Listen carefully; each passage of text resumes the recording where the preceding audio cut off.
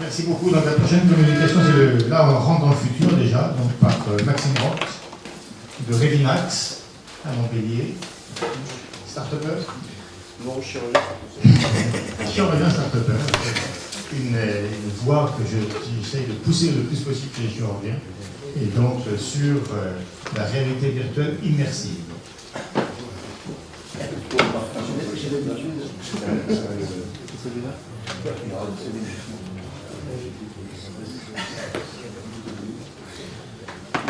Comme l'a précisé Jean-François, on proposera de visualiser la réalité virtuelle déjà pour l'anatomie, intégrant tous les modèles dont il vous a parlé, et ensuite aussi bien entendu de la chirurgie.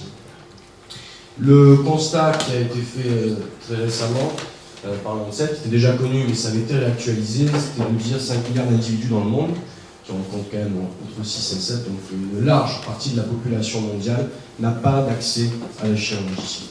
Par ailleurs, il est question de devoir former pour maintenir le faible couvrement sanitaire de cette population, la force chirurgicale, comptant nous chirurgiens, nos confrères anesthésistes et les infirmières, se doit de doubler dans les prochaines décennies. Bien entendu, la formation est un enjeu majeur, y compris de santé publique. La formation passe par le compagnonnage, c'est bien, il ne faut pas changer ça. Nous sommes, avec nos techniques manuelles, plus proches des artisans, avec chacun nos propres techniques. Ça, c'est très important d'avoir ces différentes écoles. Par contre, on peut apporter d'autres technologies pour aider à ce compagnonnage. Dans tout notre cursus, nous sommes toujours à côté, avec un point de vue qui est biaisé. Jean-François signale bien sûr le nombre de cadavres qui diminue, donc on ne peut plus être en première personne d'emblée, et les étudiants apprennent en fait de plus en plus tard. Donc qu'est-ce qui a été pensé aussi pour pouvoir permettre la diffusion des techniques? Ce sont les vidéos qui ont montré que cela fonctionnait. Et pourquoi il faut voir un grand nombre de fois? C'était l'ancien paradigme see one, do one, teach one. Mais en fait, on se rend bien compte que c'est 6 minutes de one qui compte, parce que plus on aura vu avant de commencer, meilleur on sera. Mais au-delà de ça, on restera meilleur ensuite. Et ça, c'est particulièrement important. C'est de ce principe-là qu'est née la vidéo pour la chirurgie. C'est de comprendre qu'il fallait voir un grand nombre d'expériences pour pouvoir être serein ensuite au bloc opératoire. La vidéo, le cinéma et la médecine ont une histoire qui remonte depuis le début du XXe siècle, avec d'emblée la médecine le cinéma qui a été utilisé pour filmer des gestes, et ensuite pour faire aussi de la santé publique, la prévention dans les cinémas à partir de la deuxième moitié du XXe. Le problème des films traditionnels, c'est toujours qu'on n'a pas le bon point de vue. C'est un peu exagéré là, mais on n'a pas le bon point de vue de façon générale. Et cette importance du point de vue, elle a été montrée, notamment avec des études de diagramme fonctionnel. Lorsque vous voyez au travers des yeux de l'opérateur principal, vous activez vos neurones miroirs. Donc la charge cognitive pour apprendre est plus faible, c'est-à-dire que votre cerveau, pour enregistrer, ne va pas avoir à se projeter. Tout simplement, il voit en première personne déjà les aires corticales correspondant aux membres activés s'allument sur l'IRM fonctionnel. Ce qui fait que la mémorisation et la rétention a été décrite comme plus importante avec le point de vue subjectif, et ça, pour nous, c'est essentiel. La simulation, je laisserai nos prochains confrères s'exprimer dessus, puisqu'il y aura beaucoup à dire. Mais effectivement, nous sommes dans une nouvelle ère et il faut de plus en plus se servir de nos outils. Nous avons des professionnels qui nous l'avons montré. On ne peut pas se calquer sur ces professions-là non plus, parce que sur les paramètres d'un simulateur de vol, vous pouvez tout modifier. Sur un corps humain en pleine chirurgie, on y viendra, mais c'est sûr qu'il faudra beaucoup plus de temps. Le fameux code d'Edgar Dale, défini dans les années 60 pour expliquer qu'en fait, on retient ce que l'on fait. Alors, la réalité virtuelle, c'est quoi? La réalité virtuelle, c'est se projeter dans un autre univers, et on va pouvoir jouer sur ce qu'on appelle l'engagement émotionnel, qui lui aussi a montré, pour l'apprentissage, une importance majeure. On va pouvoir créer tout un monde via l'informatique. La réalité virtuelle, ça a commencé deuxième moitié du XXe. Ça, c'était plus, on en parlera peut-être ensuite, le précurseur de l'HoloLens. Donc, c'est plus de la réalité mixte. Et aujourd'hui, désormais, on peut faire ça avec des téléphones portables pour la diffusion du savoir-faire, vous comprenez l'intérêt. Le projet que j'ai développé pendant mon Clinica, et qui effectivement maintenant est une start-up, est Revinax, c'est-à-dire vraiment on n'a pas vocation à remplacer les outils qui existent déjà, on n'a pas vocation non plus à remplacer un centre de simulation, mais c'est juste le message à emporter à la maison. Les étudiants peuvent se connecter depuis chez eux pour pouvoir réviser. La première des choses qu'on a mis en place, c'est un matériel pour enregistrer ce fameux point de vue subjectif du chirurgien pendant l'intervention, qui est essentiel, et désormais avec les matériels disponibles à l'heure actuelle, pour un poids léger, on a quand même des résolutions qui sont absolument passionnantes. Ensuite, et c'est là où on utilise la réalité virtuelle, on va créer ce qu'on appelle un tutoriel immersif, c'est-à-dire une expérience utilisateur dans laquelle on va apprendre. On crée cette chambre pédagogique où face à vous, vous allez être immergé dans cet écran qui a été filmé en 3D, vous voyez au travers des yeux du chirurgien, mais ensuite on va rajouter en plus des données additionnelles pour expliquer l'acte qui est en cours et pour participer à la formation. Donc ça, ce sont quelques captures d'écran de l'expérience utilisateur. Lorsque l'utilisateur va lever la tête, il va avoir accès au menu qui correspond en fait aux différents temps opératoires. Puis ensuite, lorsqu'il va tourner la tête de droite et de gauche, il va pouvoir ou bien avoir accès au scanner du patient, une reconstruction 3D anatomique par exemple, ou encore le cas clinique. Donc c'est ça la recette que l'on a mis en place, cette expérience utilisateur nommée tutoriel immersif, avec d'un côté l'enregistrement au point de vue subjectif en 3D, avec cette chambre immersive contenu additionnel. Chacun de ces critères a été déjà validé par des publications scientifiques. Donc notre proposition est de faire en fait une solution tout en un, reprenant ce que l'on sait avoir ses valeurs pédagogiques. Bien entendu, nous menons nous-mêmes nos propres études en centre de simulation pour valider ce concept.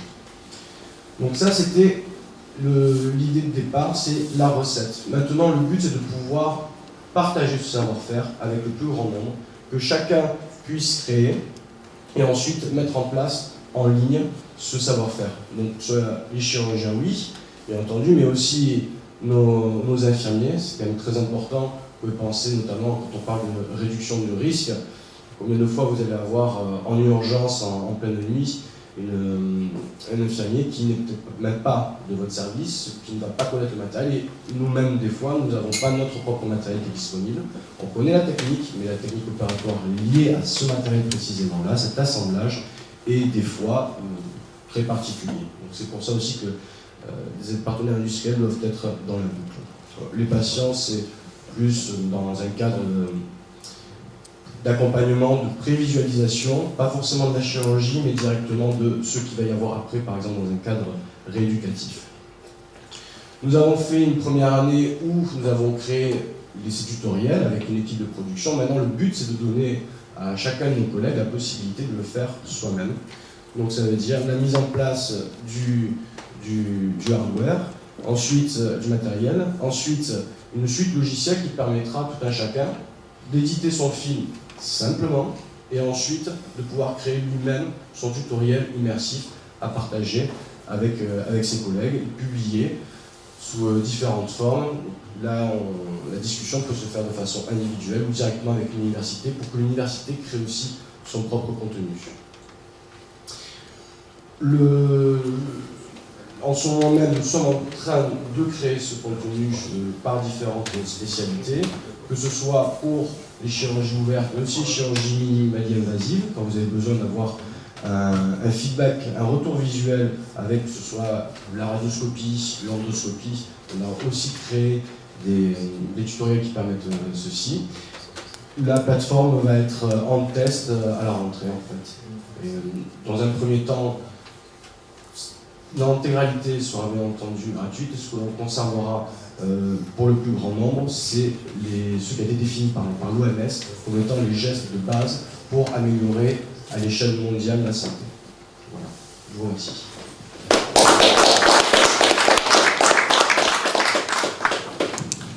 Merci beaucoup. Alors, est-ce que vous avez des questions à poser ? qu'est-ce que vous proposez actuellement? Vous vivez sur quoi comme modèle économique?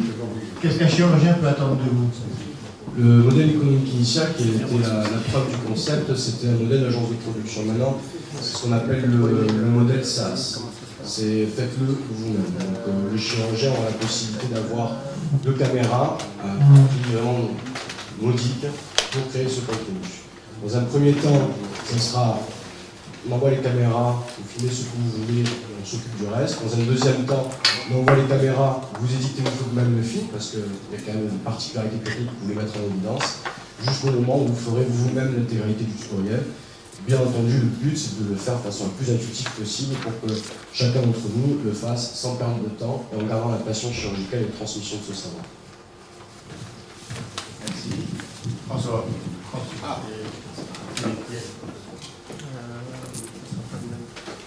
Alors justement, la question se pose sur le tutoriel. Filmer, ça, on a tous plus ou moins l'habitude. À partir du moment où on a filmé, bon, avant on faisait du montage de film sur magnétoscope en mettant ça. Je pense que ça va être la transformation de ce qu'on faisait en vidéo sur 2 plans. Comment ça va se faire en pratique? Comment on va pouvoir éditer soi-même le tutoriel? Vous avez des logiciels que vous fournissez? Une suite logicielle. Alors, si vous avez vous-même monté avec des magnétoscopes, je pense que ce sera beaucoup plus simple, vous serez beaucoup plus engagé à le faire. La première chose pour éditer, ça sera tout simplement en cliquant. En cliquant, vous couperez et vous pourrez mettre un chapitre. Le logiciel lui-même prendra en charge. Il y a beaucoup de paramètres qui soient propres à cette image pour qu'en réalité virtuelle, beaucoup de critères doivent être respectés qui ne sont pas les mêmes que la 2D classique. Le logiciel prend en charge ça aussi, c'est-à-dire que s'il y a trop de mouvements, il coupera cette séquence automatiquement.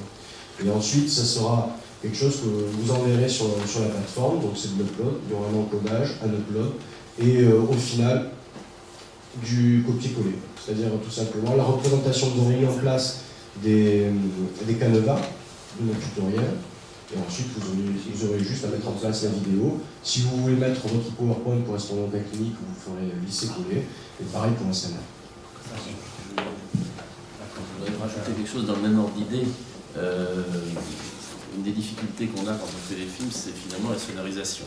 Puisque si vous voulez, quand on opère, on filme, et puis après, quand c'est bien monté, il faut avoir un message, et puis il faudrait quand même que les gens, pour donner une information, il faut avoir un scénario.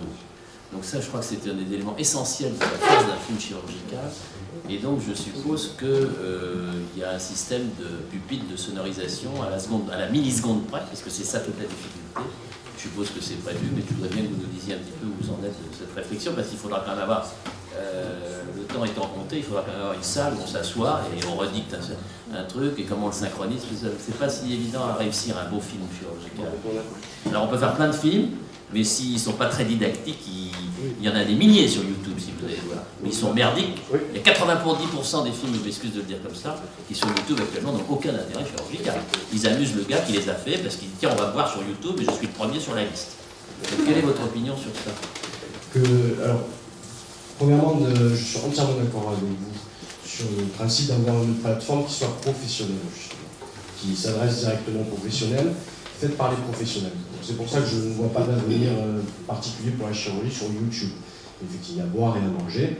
Malheureusement, à l'heure actuelle, nous n'avons pas beaucoup de ressources à part YouTube. Il y a d'autres plateformes chirurgicales qui sont de grande qualité, mais c'est vrai que quand il y a besoin de vite chercher, c'est le moteur de recherche qui est facilité. Donc ça, c'est pour la partie plateforme, ce qu'on appelle le web développement, où là, on va mettre en place, on va discuter plus tard si vous voulez, mais même au-delà d'une recherche par tag, imaginez-vous une grande librairie comme ça, l'intelligence artificielle d'analyse vidéo à l'heure actuelle est de plus en plus capable de reconnaître un temps opératoire. Donc ça, c'est quelque chose qu'on va mettre en place. Concernant le point de vue technique pour la sonorisation, il y a 2 possibilités. Nous avons besoin du son pour calibrer les vidéos, parce qu'on est en 3D. C'est quelque chose d'important. La première possibilité, c'est d'avoir le micro sur soi, mais ce n'est pas bien, puisqu'ensuite il faut pouvoir monter et pouvoir couper le son. Donc ensuite, effectivement, ça sera d'enregistrer directement. Les essais qu'on a fait avec des micros de petite qualité, hier, je me semble de simulation de Montpellier, une étude avec des étudiants, j'ai enregistré un commentaire, parce qu'effectivement, ça me semble nécessaire. Le son était de très bonne qualité, avec un micro qui vraiment n'est pas grand-chose. Ils sont donc sur 3 lignes à part, en fait. Puisqu'il y a les deux images pour faire du 3D, puis il y a une autre ligne de son. Oui, mais les deux images, vous ne ferez l'édition que sur une seule image. Et vous nous dites un dernier mot, c'est l'espace mémoire. Alors l'espace mémoire, ça demande au tout départ de la création du tutoriel un encodage pour pouvoir encoder sur la plateforme, parce que lorsque l'on filme pendant 3 heures, par exemple, à l'heure actuelle, on est environ 60 gigas. Le problème, c'est qu'on ne va pas passer 48 heures à uploader. Donc il y a d'abord, du fait de l'édition et du fait de l'encodage, vous allez gagner beaucoup de temps. L'application en elle-même prend 2 gigabits sur le téléphone, un tutoriel. D'où l'idée d'avoir déjà la plateforme, parce que si on en veut 10, on ne peut pas comprendre 20 gigas, mais par contre 2 gigas, ça se télécharge quand même très rapidement, et ça ne prend pas du tout de place. Bernard Benoît. Qu'est-ce que vous pensez des vidéos de l'Académie de chirurgie? Je pense que c'est des vidéos qu'il faut intégrer et qu'il faut continuer à transmettre. J'entends par là que c'est... je pense que la 3D a une importance pour les plus jeunes qui ont besoin de comprendre les différents plans, mais honnêtement, pour ceux qui ont une large expérience chirurgicale, un dessin sur un papier suffit à comprendre le message. Donc je pense que même toutes ces vidéos doivent être reprises, pas reprises, j'entends archivées et continuer à y avoir accès, c'est important. Encore une fois, le but c'est de faire vraiment une grande base de données. Vous savez, l'archivage du savoir-faire est important. Prenez par exemple pour la mort antérieure au niveau de la hanche, qui avait été quelque chose de très discuté à une époque, et qui maintenant revient largement au bout du jour. Malheureusement, peu nombreux sont ceux qui connaissent encore largement cette technique. Donc je pense que cet archivage est nécessaire. Et là, c'est important de pouvoir conserver parce qu'on reprend aussi certaines techniques qui avaient été développées dans le passé. Et nous-mêmes, en neurochirurgie, quand je vois ce qui avait été fait au début du XXe siècle et que finalement on redécouvre, je me dis que peut-être qu'on aurait pu aussi gagner du temps, de réflexion en tout cas, si on avait accès à cette large encyclopédie. Merci beaucoup. François, une question très rapide alors. Oui. Très rapide, je voudrais savoir, vu que nous avons eu en commun la formation d'anatomie auprès de Christian Cabrol, à ce moment-là, la 3D était réalisée à partir des moulages anatomiques dans lesquels nous avons contribué, et nous avons même fait des moulages en latex des bronches et des vaisseaux pulmonaires. Je voudrais savoir, pour qu'un organe vivant, comme on suppose certaines tumeurs, certaines gestes chirurgicaux, où la morphologie veineuse change à chaque instant. Oui. Comment est-ce que vous allez envisager la perte de l'enseignement des gestes vasculaires associés nécessaires à la chirurgie lourde, thoracique en particulier, ou de la veine cave inférieure, lorsque la situation hémodynamique n'est pas stable? Mais tu touches du doigt la complexité, et en particulier dans le domaine du vasculaire. Et ça, c'est le contrôle et la modification en temps réel du modèle 3D. Ça, on a des grands experts ici qui travaillent sur ce sujet. C'est le sujet le plus passionnant qui soit. Et moi, dans mon domaine de vasculaire et les endoprothèses, etc., pour l'instant, on n'a pas encore atteint tout le niveau technologique pour avoir la réalité augmentée en temps réel. C'est ça toute la question. Avec les mouvements respiratoires, les mouvements et le contrôle absolu et très précis de la morphologie en 3D en temps réel chez un patient qui respire. Absolument. C'est le challenge, mais qui va être atteint très bientôt. C'est la question la plus intéressante que tu as posée sur ce problème-là, d'adaptation.